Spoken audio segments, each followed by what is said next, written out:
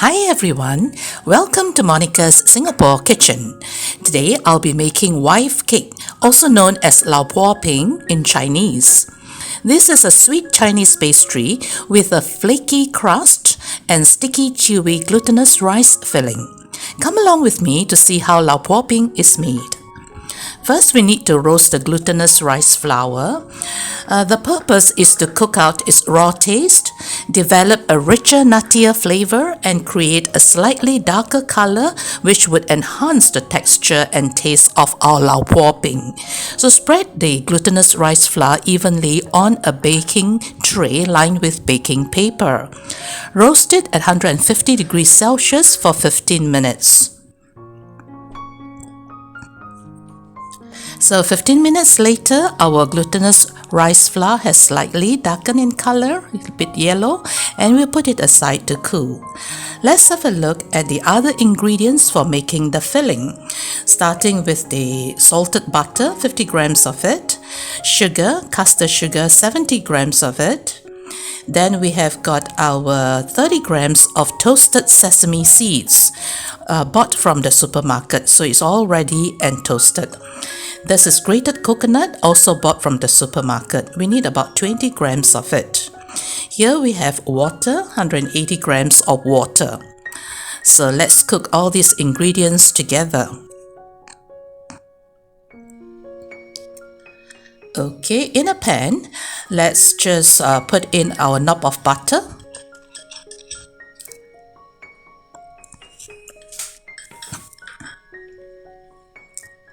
Then add in our castor sugar. You can put less than 70 grams if you want it to be less sweet, which I normally do. Add a bit of water, 180 grams of it, and then break up the butter. Our plan is to melt the butter before we add in the glutinous rice flour. So, okay, pour our roasted flour into the pan and then mix all these ingredients thoroughly. After a while, you can see that the glutinous rice flour would have absorbed the water, causing it to gelatinize. It becomes extremely sticky and forms a smooth, thick paste. This is a good time to add in our sesame seeds and our grated coconut. So then try to mix these two ingredients together into the paste. So just break it up and then, stir it. After a while, you will be able to see that the sesame seeds and the grated coconut will be totally incorporated into this paste. So, and it is not sticky, yeah? It just clumps together like that. It doesn't stick to the pan. Okay, tip it on a plate, cool it, and before you do that, remember to cover it with cling wrap to ensure that it doesn't dry out while waiting.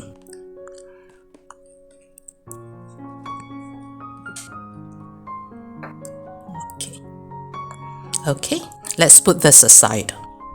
And let's move on to making the dough. There are two types of dough, the water dough and the oil dough. Let's start off by making the water dough. It consists of 60 grams of salted butter, 2 teaspoons of sugar, and I use hot water. The reason I use hot water is to ensure that the butter melts easily, and secondly, it is to denature the gluten in the plain flour, leading to a more flaky and crumblier texture. Okay, then we put in our all-purpose flour. So stir this.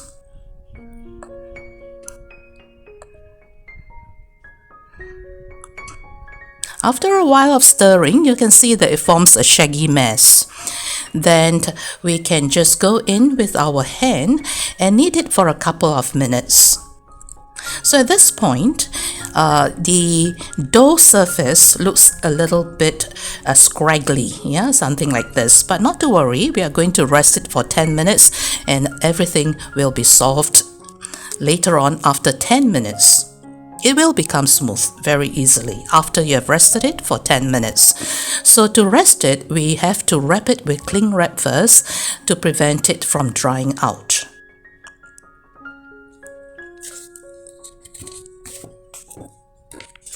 Okay, let's put aside and rest it for 10 minutes.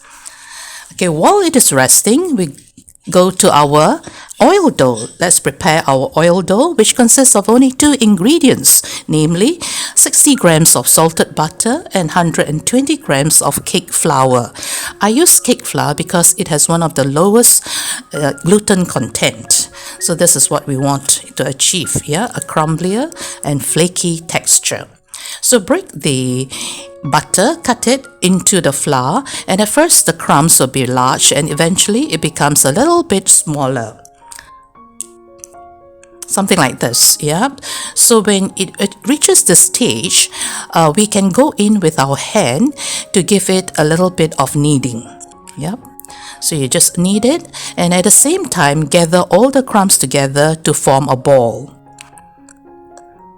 So press and gather. So eventually you will be able to get a ball with all the crumbs stuck together like this. Then you use the ball to sweep any additional crumbs that are left on the bowl, and then the bowl should come out clean like this. And our dough ball will be nice and smooth. Press it into a ball like that.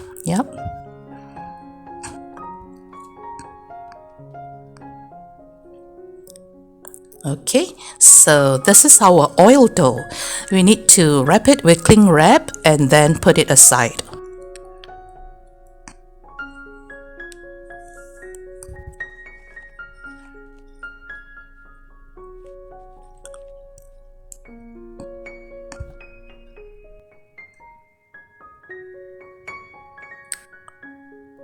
Alright, by this time, our water dough would have rested for 10 minutes.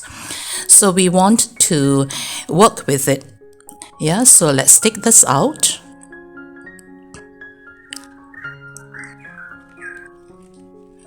So although our water dough has not changed much in appearance, it has become softer and more pliable after 10 minutes of resting. We only need to knead it for 2 to 3 minutes to achieve a smooth dough. So it makes it much easier to achieve our smooth, shiny dough. So can you see that it is nice and smooth after a few strokes of kneading? Okay, so we are going to subject it to a second resting period, which is another 10 minutes. Using the same cling wrap, let's just wrap it to prevent drying out. Okay, and let's just put it aside. Now, all this resting is just like any other pastry making processes. You have to rest the dough after each shaping so that it can stretch more. For this recipe, you only need to rest it for 10 minutes at room temperature. So take it out after 10 minutes of resting.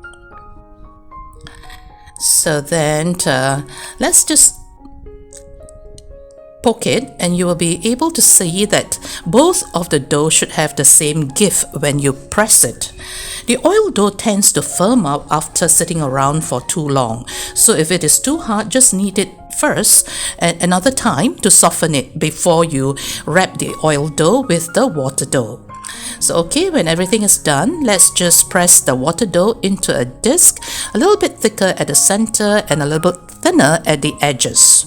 So then wrap the oil dough using the water dough as though you are wrapping a dumpling. Something like this. So with the seam side up, you are going to flatten the center to spread the oil dough evenly within the water dough. And also try to shape it roughly into a preliminary rectangle. Okay. Like this. So with the seam side up, dust it with a little bit of flour and then massage the dough with the rolling pin from the center upwards and then from the center downwards. So also from the center to the left and center to the right. So this prevents our water dough from breaking. So we also want to spread all the oil dough evenly within the water dough. So we need to roll the dough out into a rectangle of about 4 mm thick. So also tidy up the sides so that they are nice and straight to ensure that when we roll it up into a cylinder and cut it into smaller pieces, each piece will have approximately the same diameter.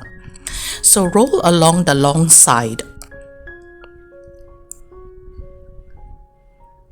Okay, then it forms a cylinder like so. Okay, the next step is to cut it into 12 equal parts.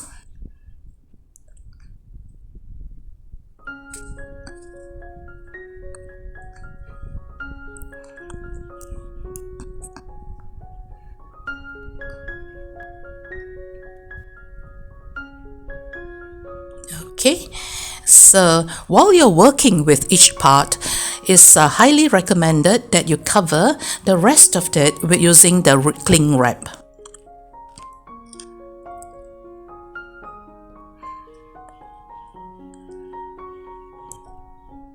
Okay, take one piece, just give it a little bit of stretch, yes, a bit of stretch like so. And then press the center, fold the four corners upwards and inwards. Pinch all the edges together like so. Then with the seam side up, give it a little bit of dusting.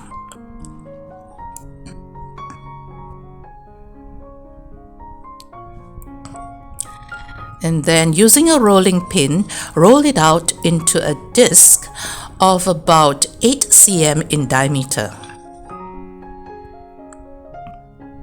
A little bit thinner on the edges.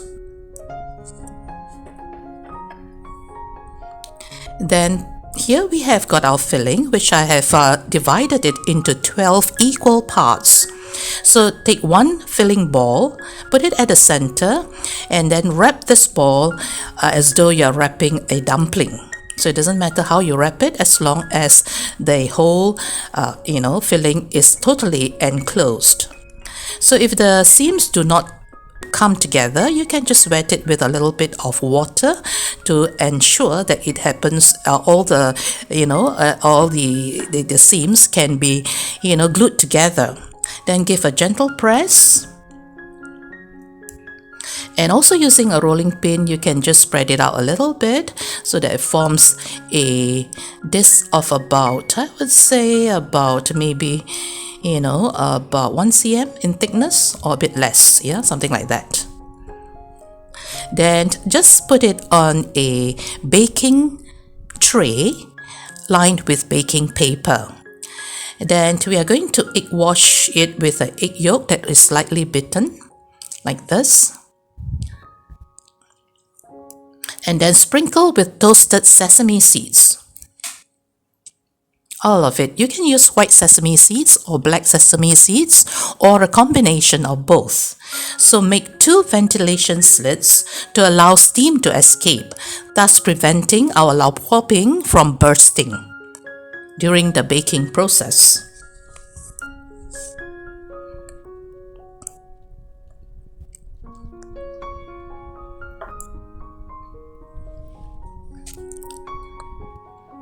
Okay, then put inside the oven, preheated oven at 190 degrees Celsius for 20 to 25 minutes.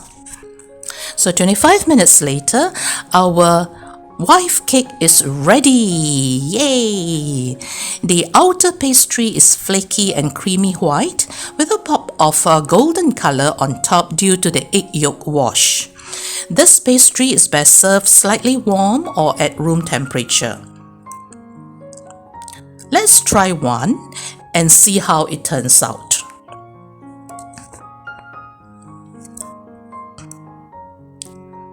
You can see that the crust is flaky and layered. The filling is mildly sweet and refreshing with a nutty coconut flavor. The texture of the filling is slightly chewy and tacky thanks to the glutinous rice flour. This is a texture which I absolutely crave and loved. Any leftovers can be stored in the fridge. Let it come to the room temperature and reheat it in the toaster or oven at 190 degrees Celsius for 5 minutes before enjoying it. This recipe really hits all the right notes. Do give it a try. Happy cooking!